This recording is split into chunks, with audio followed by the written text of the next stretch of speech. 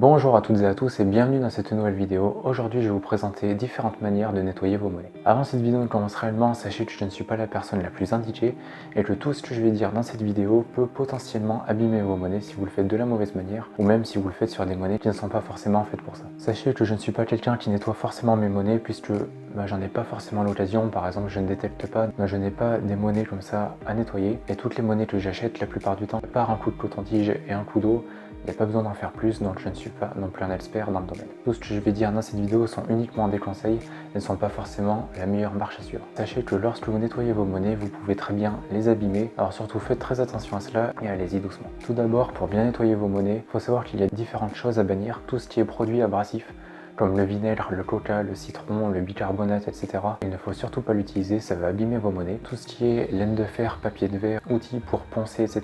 Évidemment, tout ce qui est ponceuse, disqueuse, vous pouvez le bannir aussi directement.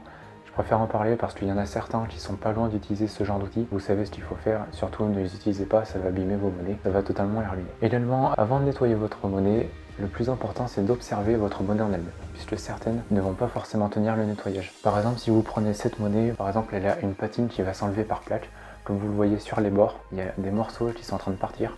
Alors, si jamais vous commencez à frotter, eh bien tout partira. Il y a de grandes chances pour que le relief parte avec et du coup vous vous retrouverez avec une monnaie totalement lisse. Également, faites attention au métal qui compose votre monnaie, par exemple que ce soit du billon, de l'argent, de l'or, du cuivre, etc. Cela influera directement sur le résultat que vous obtiendrez puisqu'on ne nettoie pas une monnaie en argent comme on nettoie une monnaie en cuivre par exemple. Et évidemment, regardez bien votre monnaie puisque certaines monnaies n'ont pas besoin d'être nettoyées. Par exemple, cette monnaie n'a pas du tout besoin de nettoyage, donc si vous possédez des monnaies comme celle-ci, n'essayez pas de les nettoyer, ça ne servira à rien. Une fois que vous avez fait cela, vous pouvez passer au nettoyage. Donc la première technique, et c'est probablement la plus basique, c'est tout simplement de prendre un coton-tige et un petit peu d'eau et de frotter le coton-tige humide sur votre monnaie. Cette solution est pratique seulement sur les cas où la monnaie est facile à nettoyer, dans le cas où vous avez par exemple un petit peu de terre à enlever ou alors où il y a quelques saletés. Normalement, ça ne doit pas abîmer la monnaie, mais si vous voyez que le coton-tige commence à devenir un petit peu bleu, un petit peu vert, cela signifie que c'est en train d'arracher la patine de votre monnaie, donc arrêtez tout de suite puisque c'est en train d'abîmer votre monnaie. Également, pensez à changer régulièrement le coton-tige puisque maintenant ça se fait beaucoup moins, mais avant les cotons-tiges étaient tous en plastique.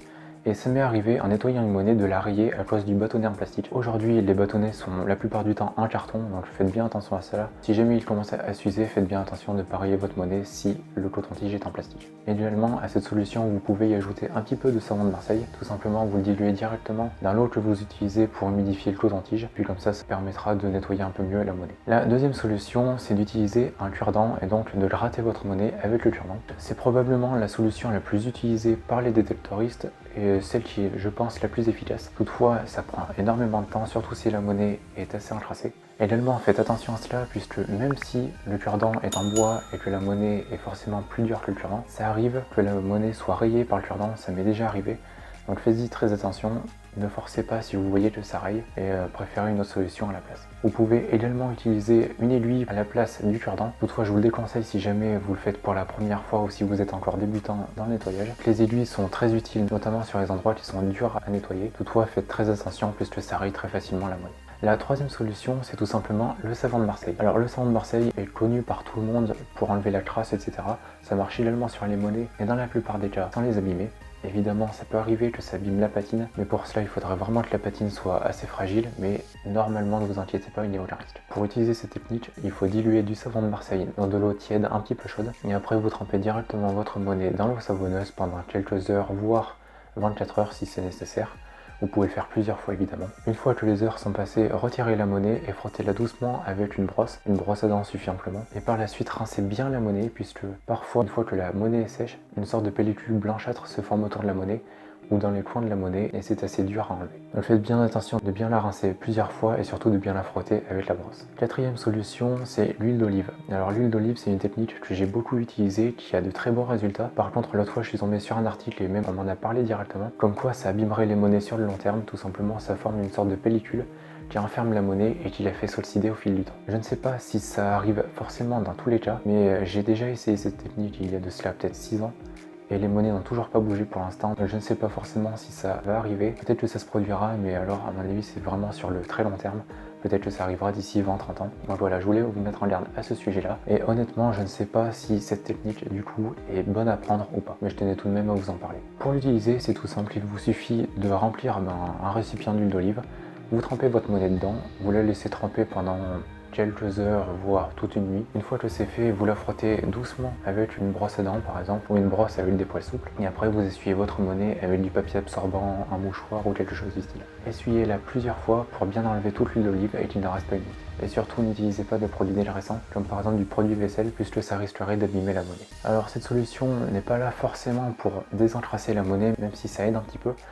C'est surtout pour embellir la monnaie, notamment si vous avez une monnaie en bon état par laquelle vous voulez ressortir les détails. Par exemple, si vous avez une monnaie comme ça, vous pouvez très bien la passer dans l'huile d'olive, ça fera ressortir les détails. Une dernière information sur cette technique, évitez de nettoyer avec de l'huile d'olive les monnaies qui ont une patine verte, par exemple comme cette monnaie-ci, où elle a une patine très verdâtre, très vert foncé. Tout simplement, l'huile d'olive a tendance à noircir tout ce qui est vert. Donc, si vous l'utilisez sur des monnaies qui répondent à ces caractéristiques, vous risquez de vous retrouver avec une monnaie noire. Je le rappelle une fois de plus, mais cette solution est controversée et selon certains articles, il arrive que ça abîme la monnaie à long terme. D'ailleurs, si jamais vous avez des informations à ce sujet-là, n'hésitez pas à me le dire dans les commentaires, puisque j'aimerais bien savoir dans quel cas ça se produit. Cinquième solution, c'est l'eau déminéralisée. Alors ça m'a été conseillé plusieurs fois, je l'ai testé également et je trouve que l'eau déminéralisée permet de nettoyer assez bien vos monnaies. Donc il suffit tout simplement de vous laisser tremper vos monnaies plusieurs heures, voire plusieurs jours, et après vous la frottez soit avec un cure-dent, soit avec une brosse, peu importe, et ça permet, je trouve, de mieux retirer les saletés plutôt que de l'eau normale. Après c'est peut-être un effet placebo, je ne sais pas, mais c'est l'observation que j'en ai fait. Sixième solution, ce sont les machines à ultrasons. Donc les machines à ultrasons sont des outils qui sont vachement utilisés dans la numismatique ou même dans la bijouterie. Donc ça permet de nettoyer les montres, les bijoux, etc. Et ça marche évidemment très bien sur les monnaies. Alors je n'en utilise pas personnellement, mais je connais un ami qui en a une et qui nettoie ses monnaies avec ça.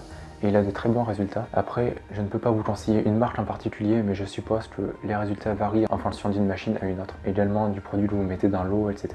Concernant cette technique, il y a différentes monnaies à surtout pas utiliser pour ça, notamment les monnaies qui sont en billon, les monnaies royales, féodales, etc. qui sont très très fines, puisque tout simplement les ultrasons risquent de casser la monnaie. Je connais quelqu'un qui comme ça a cassé un franc au cheval, donc faites très attention à cela, n'utilisez pas de monnaie très fine et n'utilisez pas non plus de monnaie fourrée, puisque ça aurait pour conséquence de faire sauter toute la plaque de métal précieux. Alors septième et dernière technique, c'est d'appliquer de la cire d'antiquaire ou de la paraffine sur vos monnaies.